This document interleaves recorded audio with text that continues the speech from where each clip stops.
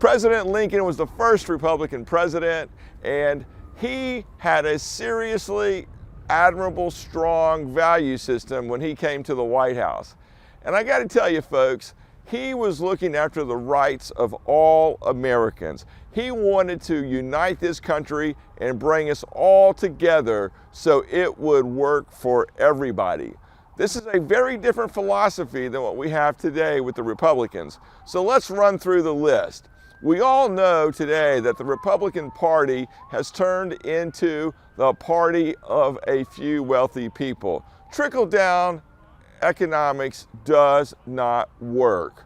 A winner-take-all economy is not where the country is today. It never worked. The Republicans convinced Americans that it would work in the 80s and long before.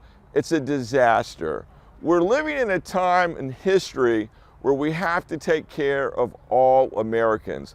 And President Lincoln, the man who we remember with the monument behind us, he wants every American to succeed. That was the essence of his presidency.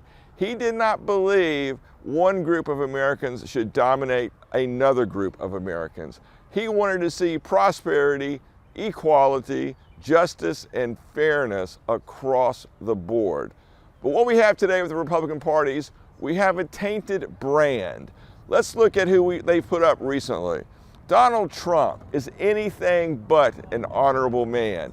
Donald Trump is a guy who seeks kingship in the American democracy. He had 4 years. He was able to accomplish almost nothing with those 4 years. On top of that, we see recently candidates like Nikki Haley or Vivek from California, too young, by the way, by decades. We see Rick Scott, another guy who is not in the hearts and minds of the vast majority of Americans.